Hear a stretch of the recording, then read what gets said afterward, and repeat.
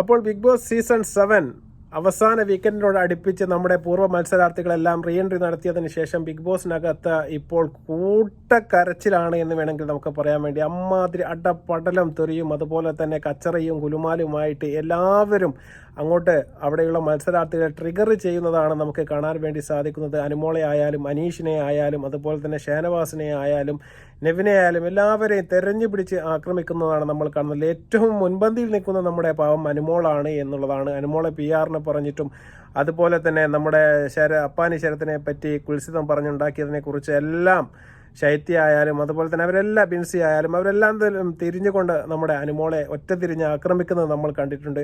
അതുപോലെ തന്നെയാണ് നമ്മുടെ മുൻ മത്സരാർത്ഥിയായിരുന്ന ശാരിക ഇപ്പോൾ ഒരു തിരിച്ചു വരവ് നടത്തിയതിന് ശേഷം വളരെ സ്ട്രോങ് കണ്ടസ്റ്റൻസ് ആയിട്ടാണ് ഇപ്പോൾ പെരുമാറുന്നത് എന്നുള്ളതാണ്. ഈ ഒരു പെർഫോമൻസ് എല്ലാം ഇതിന്റെ മുന്നേ നടത്തുകയാണെങ്കിൽ തീർച്ചയായിട്ടും ഇവരെല്ലാം ബിഗ് ബോസിനകത്തും അതുപോലെ തന്നെ ബിഗ് ബോസിനകത്തുള്ള ആൾക്കാരെല്ലാം പുറത്തും പോകേണ്ടവരായിരുന്നു എന്ന് തോന്നിപ്പോകുന്ന രീതിയിലാണ് റീ എൻട്രി നടത്തിയതിനു ശേഷമുള്ള മത്സരാർത്ഥികളുടെ പെർഫോമൻസ്. ചിത്രത്തിന്റെ ചില ഭാഗങ്ങൾ നമുക്ക് ആദ്യമായിട്ടൊന്ന് കാണാം.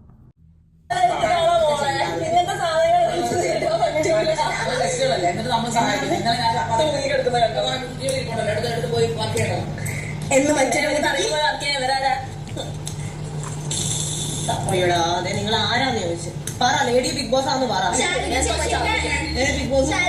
വ്യക്തിത്വത്താണ് ചോദ്യം ചെയ്തത്. അതിന് തിരിച്ചു ഐഡന്റിറ്റി ഉള്ളവർക്കല്ലേ നമ്മൾ തിരിച്ച് മറുപടി കാര്യമില്ല. അത് ലോകതരം തരത്തി കിടക്കുന്ന പോയി തരത്തിപ്പ് കളിക്കുക ഓടി ഇത് പുറത്തു വെച്ചാണത്. ഇത് മൊത്തം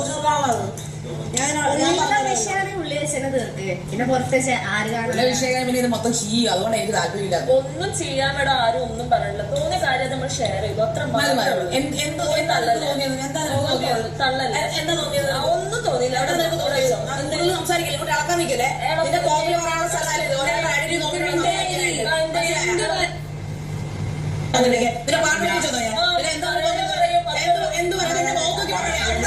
നിങ്ങൾ കണ്ടു കാണും എന്തുമാത്രം പ്രശ്നമാണ് ശാരിക വീട്ടിനുള്ളിൽ ഉണ്ടാക്കുന്നത് എന്ന് വേണമെങ്കിൽ നോക്കണം. കാരണം ശാരിക ഈ ബിഗ് ബോസിൽ നിന്ന് പുറത്തായതിനു ശേഷം ശരിക്കും നല്ല രീതിയിലുള്ള ഒരു സൈബർ അറ്റാക്കിംഗ് നേരിട്ട ഒരു സ്ത്രീ തന്നെയാണ്. അത്തരം കാര്യങ്ങളിലേക്ക് അവരുടെ വ്യക്തിത്വത്തെ ചോദ്യം ചെയ്യുന്ന രീതിയിലേക്കൊക്കെ ആദിലയും നൂറയും ചില പരാമർശങ്ങൾ നടത്തി എന്നാണ് ശാരിക പറയുന്നത്. അതുമായി ബന്ധപ്പെട്ട് തിരിച്ചു വന്നതിന് ശേഷം അതെല്ലാം തീർച്ചയായിട്ടും ഞാൻ ബിഗ് ബോസിനകത്ത് തന്നെ പോയി തിരിച്ചു കൊടുക്കുമെന്ന ലക്ഷ്യത്തോടു കൂടിയാണ് ഇപ്പോൾ ബിഗ് ബോസിനകത്തേക്ക് എത്തിയത് എന്ന് വേണം നമുക്ക് മനസ്സിലാക്കാൻ വേണ്ടി സാധിക്കും. അതിന് നമ്മുടെ നൂറ തിരിച്ചു കൊടുക്കുന്ന മറുപടിയും തീരെ ഒരു ഒരു അൺറെസ്പെക്റ്റ് ആയിട്ട് എനിക്ക് തോന്നി. അത്തരം ഒരു ഇടപാകലാണ് നൂറയുടെ ഭാഗത്ത് നിന്ന് ഇന്ന് ബിഗ് ബോസിനകത്ത് ലൈവ് കണ്ടവർക്കെല്ലാം മനസ്സിലാക്കാൻ വേണ്ടി സാധിക്കും. അത്ര രീതിയിലൊരു പെർഫോമൻസ് ആണ് നൂറ തിരിച്ച് നമ്മുടെ ശാരികയോട് പെരുമാറിയത് എന്ന് വേണമെങ്കിൽ പറയാൻ വേണ്ടി സാധിക്കും. അവരെല്ലാം പുറത്തായി പോയ ആൾക്കാരാണ്, നിങ്ങൾ അങ്ങോട്ട് പോട് എന്ന രീതിയിലൊക്കെ വളരെ ഒരു അൺമെച്ചേർഡായ രീതിയിലുള്ള സംഭാഷണങ്ങളെല്ലാം നൂറയുടെ ഭാഗത്ത് നിന്ന് ഉണ്ടാകുന്നുണ്ട് തീർച്ചയായിട്ടും. പക്ഷേ ഇവരെല്ലാം മനസ്സിലാക്കേണ്ട ഒരു കാര്യം എന്ന് പറയുന്നത് ശാരിക അടക്കമുള്ള